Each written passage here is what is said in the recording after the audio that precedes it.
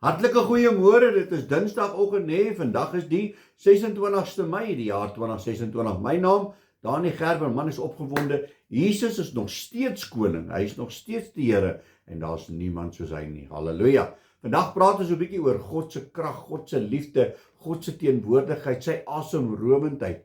Maar ek wil jou 'n bietjie vra, het jy al iets moois gesien in jou lewe? Ja, baie keer as ons so ry en dan sien jy 'n mooi huis, dan sê jy, "Wow, dis nou iets moois." Of jy sien 'n mooi voertuig, jy sien 'n mooi motorfiets, ons wat motorfiets liefhebbers is, wow, dit is nou iets moois. Ek sal daarvan hou om so iets te hê. Of jy het nou iets gesien, hè? Baie van ons is mos nie blind nie, né? As jy 'n mooi man sien of jy sien 'n mooi vrou, dan sê jy, wow, dis nou mooi.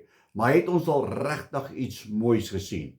Staan vroeg op in die oggend, dan gaan kyk jy so 'n bietjie die dagbreek wat God geskaap het, dit wat hy gemaak het. Ek dink daar's iets mooiers as dit wat die Here geskaap het nie. Amen. En dan die krag.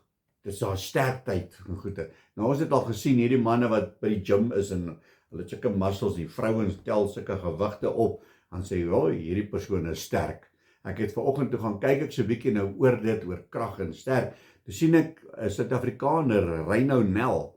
Hy's aangewys as die wêreld se sterkste man. Wow, dit moet nogal 'n belewenis wees, iets om na voor te strewe. Maar het ek en jy al die krag, die sterkte van God gesien, geervaar? Dus ons probleem is, ons wil goeders fisies sien, maar die krag van die Here is nie altyd fisies met die oog nie. Dit is wat jy ervaar, dit wat die Here jou kom oplig. Hoor wat sê God se woord vir ons in 1 Korintiërs 1 verse 18, en hy sê hierso vir ons, want die woord van die kruis is wel dwaasheid vir die wat verlore gaan, maar vir ons wat gered word, is dit die krag van God. Dan besef ons dan, die krag van God is die een wat ons kom oplig. Hy is die een wat ons red. Daar's niemand anders nie. En dan die ander punt wat ek het, is die liefde. Het ek en jy al liefde ervaar? Ja, ek praat nie van daai kalverliefde, jou eerste girlfriend, jou eerste boyfriend nie, weet, sal jy met my kuis nie, ek praat nie van daai liefde nie, ek praat nie van die een toe jy jou eggenoot ontmoet het, jy geweet, hierdie is die een, daai liefde wat jy ervaar het, ek praat van liefde van God. Het jy God se liefde ervaar? Want God se liefde bring bekering, God se liefde bring alles wat hy vat, hy breek alles wat verkeerd is, en hy maak heel, en hy gee vir jou liefde. God se woord sê nie verniet vir ons in Johannes 3 vers 16, want so lief het God die wêreld gehad, dat hy sy seun gegee het, so almal wat hom aangeneem het hy kinders van God gemaak. En dis liefde. Hoor die volgende gedeelte wat ek met julle wil deel, hy is daar in 1 Johannes 15 verse 12 en 13.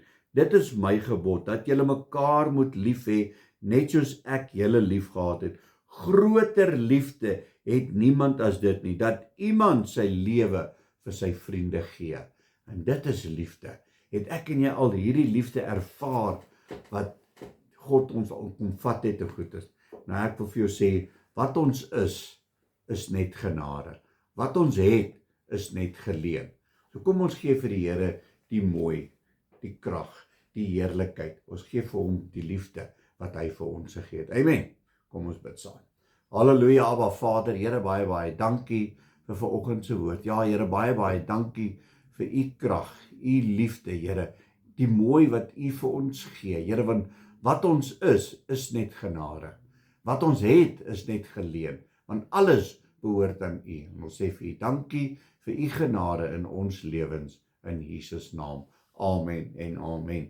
My liewe broer en sussie in Christus, gaan uit vandag. Onthou om vir iemand te gaan sê, Jesus het jou lief. 'n Geseënde dag, God bless.